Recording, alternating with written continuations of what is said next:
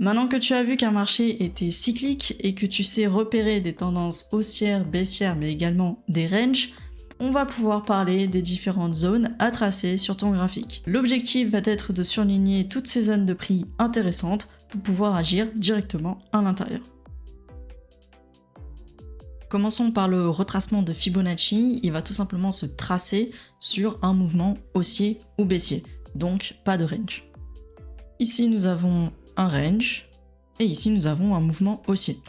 Je vais prendre mon outil retracement de Fibonacci que je vais mettre en favori.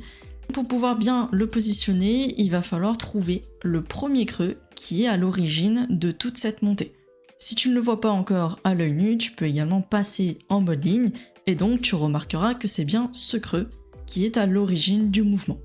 Je vais donc placer le point A de mon Fibo sur la mèche la plus basse de mon creux, c'est-à-dire celle-ci. Et je vais l'étirer jusqu'au top de mon mouvement. Actuellement, mon mouvement est en cours, et donc je vais pouvoir l'ajuster au fur et à mesure tant que je n'ai pas de changement de tendance. À ce niveau-là, j'ai un break de toute ma montée, et donc on dit que le prix retrace à la baisse. L'objectif du retracement de Fibonacci va servir à savoir la zone d'atterrissage du retracement du prix. Pour cela, tu as une zone qui est comprise entre les ratios 0,618 et 0,786 qui vont te permettre de délimiter cette zone potentielle d'achat.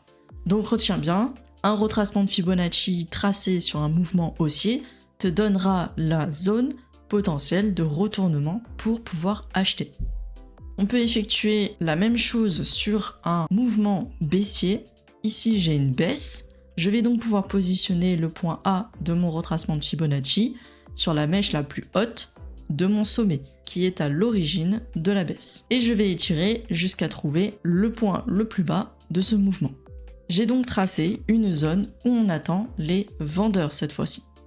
Retiens bien que chaque ratio du Fibonacci va faire office de support ou résistance.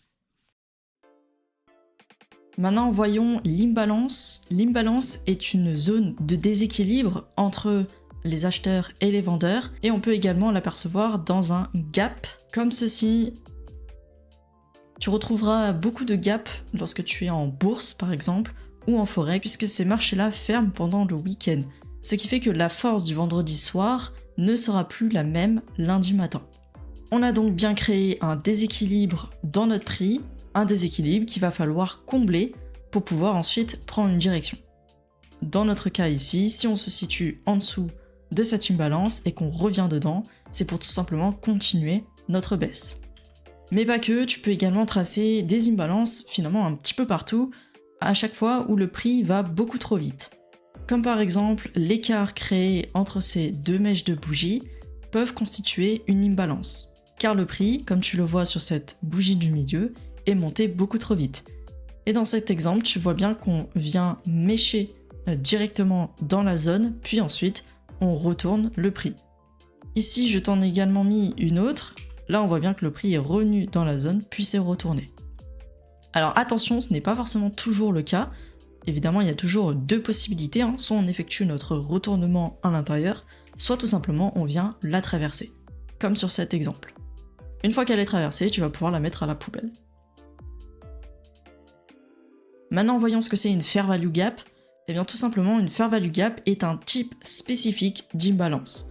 Elle va se tracer uniquement lorsque tu auras trois bougies de la même couleur qui auront laissé un espace entre la première et la troisième bougie. Toujours dans notre exemple, ici, j'ai un espace qui a été créé, le prix est monté beaucoup trop vite, et je suis également sur un pattern de 3 bougies consécutives de la même couleur. Par conséquent, ma zone ici est considérée comme une Fair Value Gap. La particularité de la Fair Value Gap, c'est qu'on vient retravailler la zone de prix. Comme on peut le voir ici, on a vraiment des corps de bougies qui sont restés un certain temps pour ensuite pouvoir se retourner. Même principe qu'est l'imbalance, si jamais tu as une bougie qui traverse la Fair Value Gap, dans ce cas-là, elle est invalidée. Maintenant, si on vient combiner l'ensemble des notions vues jusqu'à présent, ici j'ai tracé un retracement de Fibonacci pour de l'achat sur mon mouvement haussier ici, et on voit bien que par la suite, le prix vient finalement buter sur les 0,618, entrer un petit peu dans la zone d'achat et venir en confluence avec ma FVG. Les zones telles que l'imbalance et la FVG sont ultra précises par rapport au retracement de Fibonacci. Je vais ajouter d'autres petites précisions. Toutes les zones que nous avons tracées jusqu'à maintenant, tu peux également faire le même exercice dans chacune des TF. Faisons l'exercice ensemble. Ici, dans cette Fair Value Gap, je vais essayer de la filtrer pour pouvoir réduire ma zone et ainsi avoir l'entrée la plus précise possible. Je me suis mis en 5 minutes et allons voir tout de suite s'il est possible d'affiner la zone. Effectivement, ici, nous avons une petite FVG en 5 minutes. Tu remarqueras donc que l'entrée sniper se situera ici. Et bien sûr, dans cette zone, tu peux encore descendre pour pouvoir justement trouver un pattern ou une structure qui te permettra de confirmer ta prise de décision. C'est la fin de cette vidéo, je t'ai montré 3 types de zones les plus importantes pour pouvoir survivre sur le marché. Bien évidemment, il en existe d'autres. Si tu souhaites aller plus loin dans ton apprentissage, n'hésite pas à rejoindre directement mon académie dans lequel tu auras un suivi personnalisé, des corrections d'exercices, des lives et plein d'autres choses encore. Le lien est en description. On se retrouve pour une prochaine vidéo. Porte-toi bien. Ciao.